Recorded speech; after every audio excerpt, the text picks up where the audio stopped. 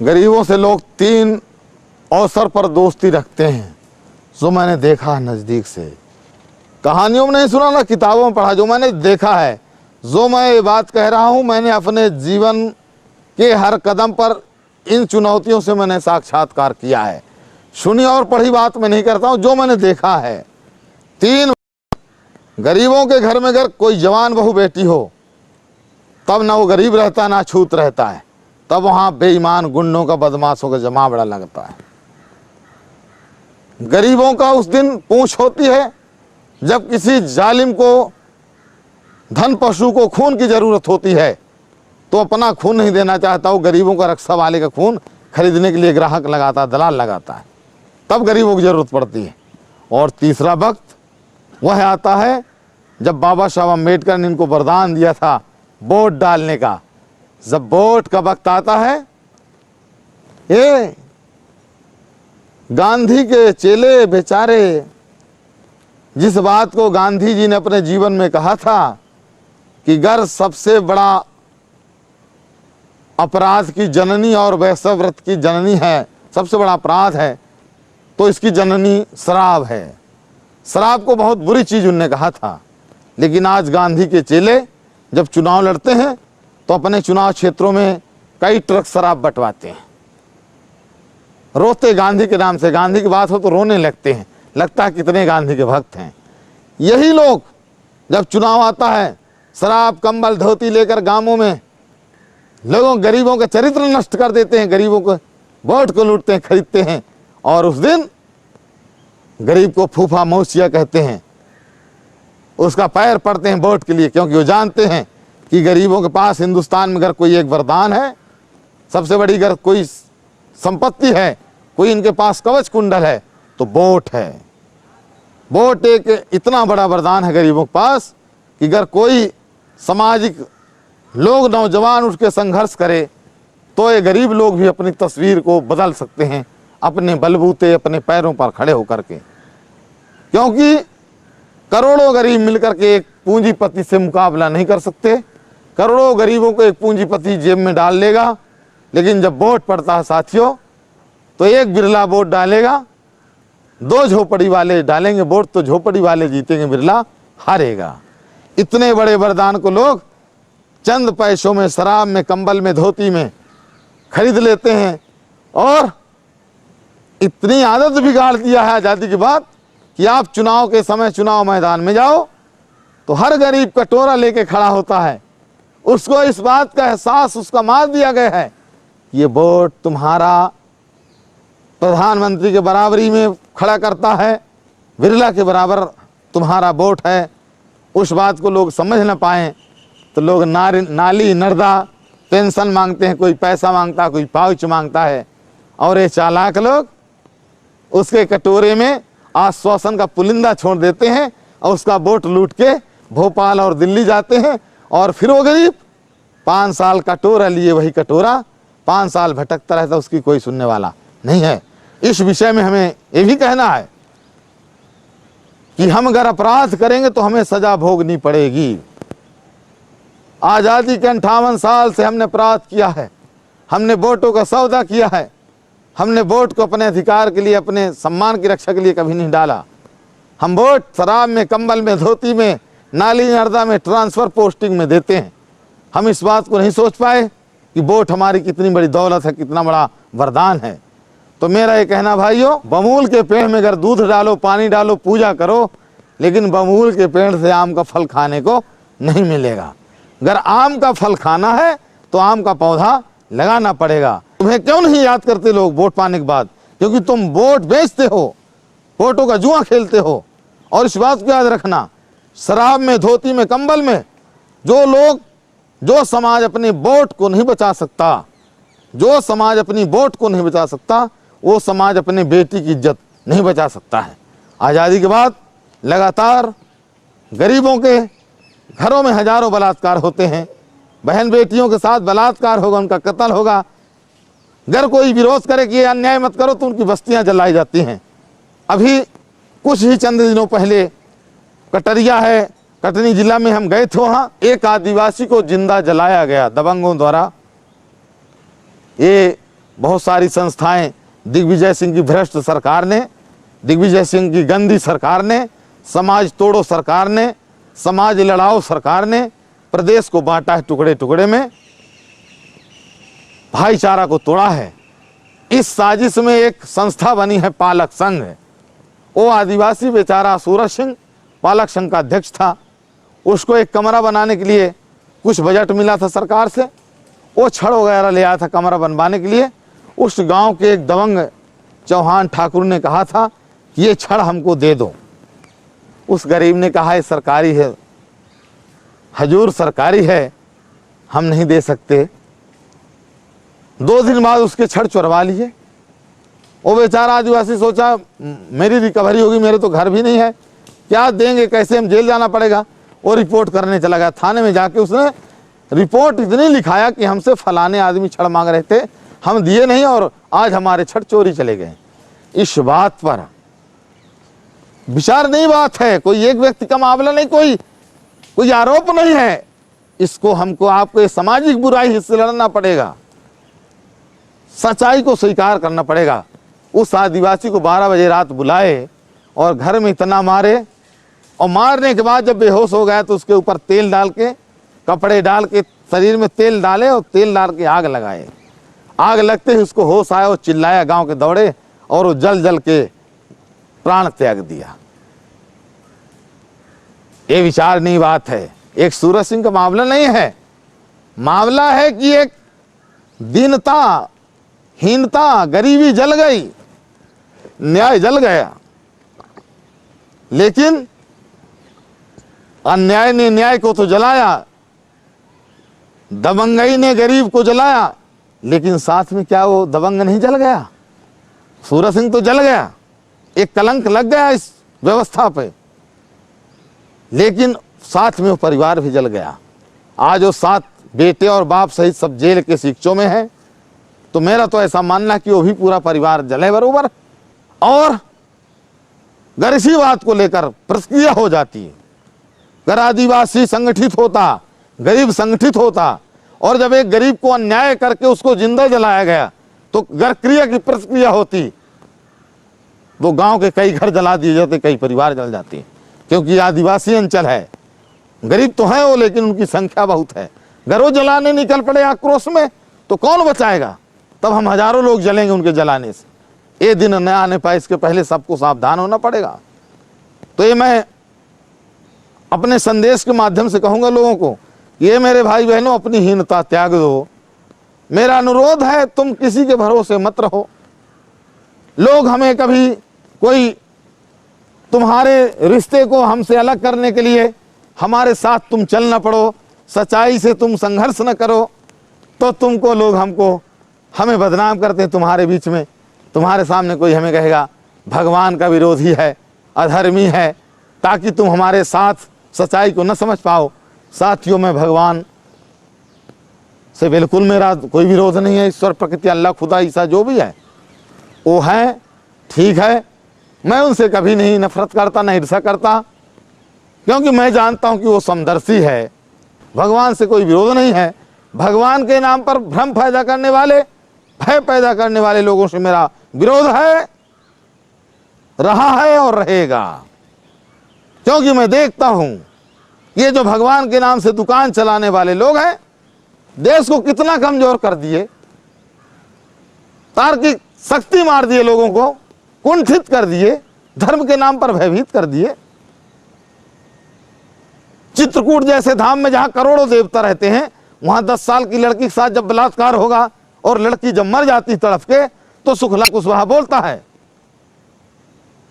लोगों से, ये 1 लाख नहीं 1 करोड़ मंदिर बनवा दोगे, पर जब तुम्हारे बस्तियों में अन्याय होगा, बलात्कार होगा, बस्तियां जलेंगी, तो कोई मंदिर से भगवान निकल के बचाने नहीं आएगा। तुमको खुद बचाना पड़ेगा अपने आप में खड़े होकर के।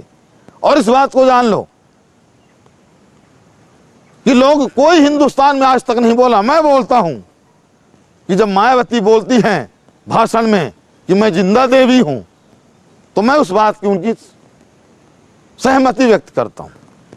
मैं इस बात को जानता हूं 1 करोड़ देवियां विराजी हों, लेकिन दलितों के अत्याचार करने वाले जब जाएंगे तो उनको देवियों का डर नहीं लगेगा। पर एक मायावती की फोटो अगर लटकी हो तो बलात्कार करने वाला मायावती की फोटो देख के डरेगा कि अगर मायावती को पता चलेगा तो हमारी चरसी उधेल लेगी। तो मैं मानता हूं कि वो निश्चित तौर से दलितों में ताकत आई है, उनकी रक्षा हुई है उस बात से। इसलिए मैं कहता हूं कि नेता पैदा करो, मेरे समाज के लोगों, मेरे भाई बहनों, नेता पैदा करो।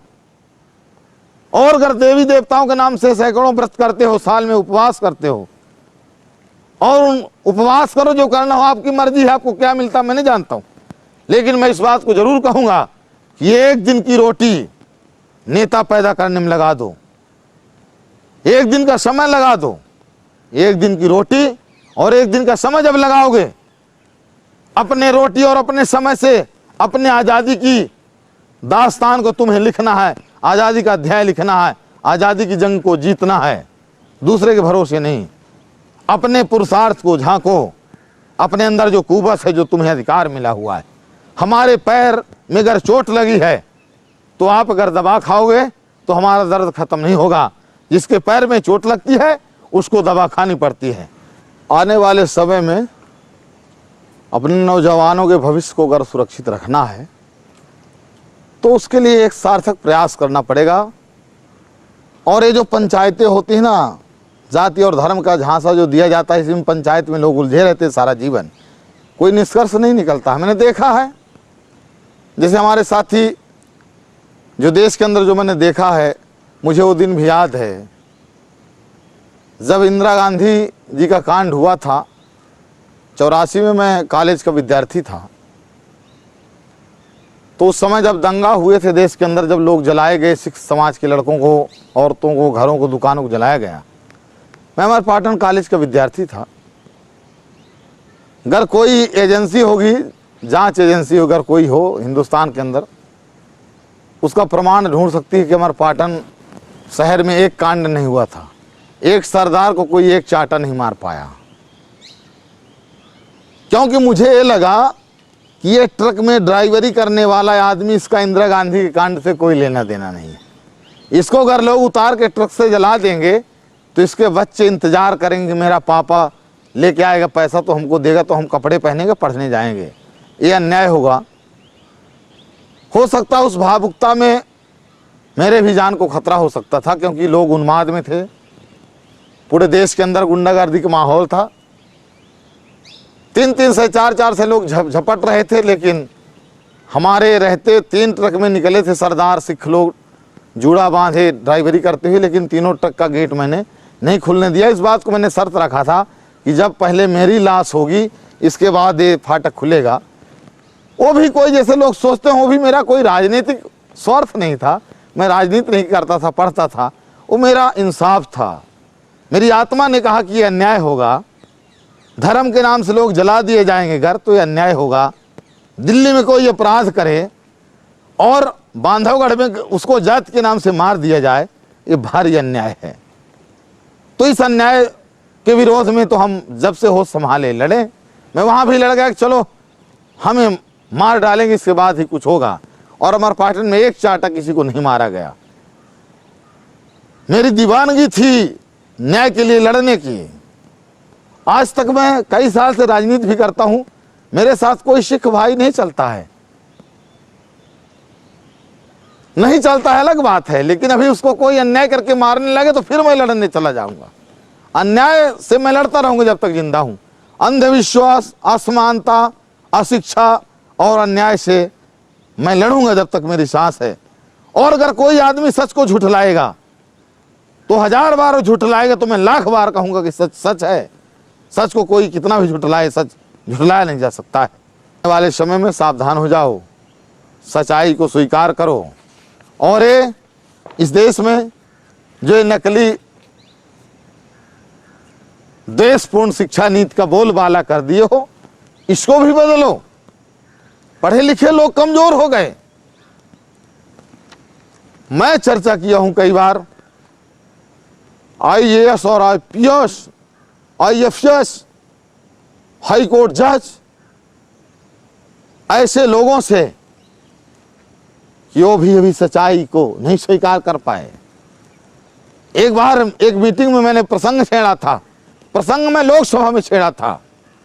मध्याह्न भोजन को लेकर लोगों ने लंबी तकरीरें की, मध्याह्न भोजन वरदान है, गरीबों को वरदान मिल गया। माननीय सांसदों ने तो मुझे शर्म आई थी कि ये सांसद चुन के आए हैं और ये तकरीर दे रहे हैं मध्याह्न भोजन वरदान है। मैं खड़ा हुआ था बोलने हाउस में, मैंने बोला था आदरणीय अध्यक्ष महोदय, इस मध्याह्न भोजन में मैं आग लगा देना चाहता हूं। आग, ये मध्याह्न भोजन वरदान है, यह अभिशाप है। जब हमारे घर का लड़का कटोरा लेके स्कूल जाएगा, उसका ध्यान रहेगा बर्तन में, अंदर हंडे में करछुली की आहट सुनता रहेगा। जब खाना मिलेगा कटोरा लेके खड़ा होगा, चाट के गंदे हाथों से ना हाथ धुलाना, कुछ चाटेगा और चला आएगा घर, चटोरा हो जाएगा, भिखमंगा हो जाएगा। भीख मांगने की आदत डलवा रहे हो मध्याह्न भोजन से। मध्याह्न भोजन लड़कों के लिए खाना आ रहा, उसमें भी दलाल बेईमान चार पले हैं, उसमें भी बेईमानी, उसमें भी दलाल पलने लगे, बिचौलिए चलने लगे। मैंने बोला इसे जला दो, राख कर दो, मैं इसका विरोध करता हूं। मैंने विरोध किया। ये मध्याह्न भोजन वरदान नहीं, अभिशाप है। गर गरीबों के लड़के को तुम चाहते हो कि गरीबों के लड़के अपने पैरों पर खड़े हो पड़े, तो आप गरीबों के घर में हर लड़के के नाम से 1000 रुपया भेज दो। अपने घर से माँ के हाथ की बनी रोटी खा के आएगा, पर्दे के अंदर से इज्जत से आएगा। लेकिन वो कटोरा लेके रोड में खड़ा होगा तो उसके अंदर हीन भावना हो जाएगी। जब कोई हंस देगा, क्यों रे कटोरा लिए खड़ा है, उसका पुरुषार्थ मर जाएगा कि मैं भिखमंगा का लड़का हूं। मैं निंदा करता हूं। और कुछ मत दो हमें, हिंदुस्तान में एक चीज दे दो, जिस सच्चाई को लोग कहने को तैयार नहीं, डरते हैं लोग। मैं कहता हूं हिंदू धर्म है अगर, तो हिंदू धर्म में 4 वर्ण हैं, 4, ब्राह्मण, क्षत्रिय, वैश्य और शूद्र। 4 ही वर्ण हैं, जातियां तो कई हजार बनी हैं। मैंने कहा मैं चाहता हूं, और ये लोग नहीं बोलेंगे बेचारे, मैं बोलता हूं, मैं बोलूंगा जब तक जिंदा हूं। गरे वाजपेयी जी बैठे हैं, जोशी जी बैठे हैं, नारायण दत्त तिवारी बैठे हैं, लाल मुनि चौबे बैठे हैं। इनको ब्राह्मण का प्रमाण पत्र मिलता है, मुझे कोई तकलीफ नहीं, कोई ईर्ष्या नहीं, मुझे कोई पीड़ा नहीं है। ये जसवंत सिंह बैठे हैं, आनंद सिंह बैठे हैं, लक्ष्मण सिंह बैठे हैं, इनको अगर छत्ती का प्रमाण पत्र मिलता है, मुझे कोई बुरा नहीं लगा, कोई बुरा नहीं हुआ। आडवाणी बैठे हैं, सुंदरलाल पटवा बैठे हैं, गुमानमन लोढ़ा बैठे हैं, गोयल बैठे हैं, अंबानी होतवानी बैठे हैं, इनको वैश्य का प्रमाण पत्र मिलता है, मुझे कोई तकलीफ नहीं। लेकिन मुझे इस बात की तकलीफ है कि सुखलाल कुशवाहा काछी है, मुलायम सिंह यादव अहिर है, रामविलास पासी है, कल्याण सिंह लोधी है, बुद्धसेन कुर्मी है। मेरा वर्ण क्या है? मैं हिंदू हूं, मेरा वर्ण क्या है? वर्ण बताओ। और 4 वर्ण है तो 3 वर्ण का प्रमाण पत्र मिल रहा, चौथा वर्ण कहां गया? ए भगवती देवी आदिवासी गौण है, ओ फलाने कोल है, चौथा वर्ण कहां गया? मैं कहता हूं लोकसभा से, मुझे कुछ मत दो, मुझे वर्ण का प्रमाण पत्र दे दो, वर्ण का। मेरी कोई से ईर्षा नहीं, नफरत नहीं, मैं जलता नहीं हूं किसी से, पर मेरे इतिहास को क्यों दबा रहे हो, दफना रहे हो? तोड़ तोड़ के अलग अलग हमारे में मनुष्यता हो गई, हम एक नहीं हो पा रहे हैं। लोग मंत्री बन गए, मुख्यमंत्री बन गए, बिहार में सरकार बन गई, यादव बन गई, यूपी में यादव बन गए, कभी दलित बन गई, फिर वही नफरत। वर्णीय चेतना ही नहीं आई इस समाज में। ये हमारा बहुत बड़ा नुकसान है। मैं मध्याह्न भोजन में आग लगाना चाहता हूं, और मैं चाहता हूं कि इस सदन में अगर औकात हो तो मुझे वर्ण व्यवस्था का प्रमाण पत्र दे दे। जिस दिन मुझे वर्ण का प्रमाण पत्र मिलेगा, उस दिन मैं इस बात को कहता हूं कि हमारे लोग 100 साल तक प्रधानमंत्री कुर्सी में बैठे रहेंगे। और तब आडवाणी का लड़का अगर खाना खा के आएगा तो सुखलाल का लड़का भी खाना खा के आएगा, मध्याह्न भोजन की जरूरत नहीं रहेगी। इस बात को सुखलाल कुशवाहा हाउस में बोलता था। मैं विश्वास दिलाता हूं, मध्य प्रदेश में करोड़ों गरीब हो, लाखों लोगों ने अगर इस काम को करना शुरू कर दिया तो हम करोड़ों की लड़ाई लड़ सकेंगे। एक दिन की रोटी और एक दिन के समय से हमारी तकदीर और तस्वीर बदल सकती है, व्यवस्था बदल सकती है। इस देश के अंदर राजनीति करने वाले लोगों ने आज तक इस व्यवस्था को चेंज करने की बात नहीं किया। ऐसी व्यवस्था है अगर तो ऐसी खड़ी व्यवस्था में जो आदमी ऊपर बैठा है उसके नीचे जो भी बैठने वाले लोग हैं वो सब दुखी हैं। उनके ऊपर, सबके ऊपर दबाव, किसी को 4 का, 5 का, 6 का, आखिरी व्यक्ति के ऊपर 99 लोगों को दबाव। इसमें अगर कांग्रेस बनाए सरकार, चाहे भाजपा बनाए, कोई भी पार्टी सरकार बना के अगर व्यवस्था टिकाई रहेगी तो अन्याय व्यवस्था रूप से जारी रहेगा। इस व्यवस्था को चेंज करना पड़ेगा। जब ये व्यवस्था ऐसी होगी, सब लोग बराबर होंगे, कोई किसी के नीचे दबा नहीं होगा, तो जिसके जितनी क्षमता होगी, ताकत होगी, वो जिंदगी में उतनी तेजी से दौड़ सकेगा, अपनी उन्नति कर सकेगा। व्यवस्था चेंज करने के लिए मेरे भाई बहनों उठो और अपने आप को तैयार करो। हमको इस हालत में पहुंचाने के लिए जिन महापुरुषों ने हमें इस मुकाम तक पहुंचाया है, उन लोगों ने अनगिनत बाधाएं, अंतहीन संघर्ष किया है, तब जाकर के लाखों मुश्किलों मुसीबतों को सहने के बाद हमें माहौल दे पाए हैं। और आज लोकशाही के रहते हुए, हमारे हाथ में वरदान के रहते हुए, अगर हम अन्याय सहते हैं तो इससे बड़ा गुनाह क्या हो सकता है। बांझ क्या जाने प्रसव की पीड़ा। अगर किसी महिला को मां बनने का सौभाग्य प्राप्त न हुआ हो और उससे पूछो आपकी मां बनने का दर्द क्या होता हो, नहीं बता सकती है। दर्द पढ़ने में और सुनने में समझ में नहीं आता है, दर्द जो भोगता है उसके समझ में आता है। ये हमारे दर्द को हमें आपको समझना होगा। हम भोगते हैं, सहते हैं। जो दर्द को देखने सुनने वाले लोग हैं उनके इसका मर्म समझ में नहीं आएगा। तो मेरे भाई बहनों, समय के साथ उठो, खड़े हो जाओ और अपनी मीडियावाद को बनाने के लिए प्रयास शुरू करो। समय इंतजार कर रहा है आपके चलने का, आपकी आवाज़ की तरफ कान लगाए खड़ा है। आप उठें, आवाज़ दें और सब मिलकर के आगे बढ़ें। समय आपके कदमों से कदम मिलाकर आपके साथ चलेगा और आपके माहौल, अनुकूल जो माहौल है उसका निर्माण होगा। इतनी ही बात कहते हुए मैं अपनी बात को यहीं पर विराम देता हूँ। धन्यवाद। नमो बुद्धाय। जय भीम, जय भारत।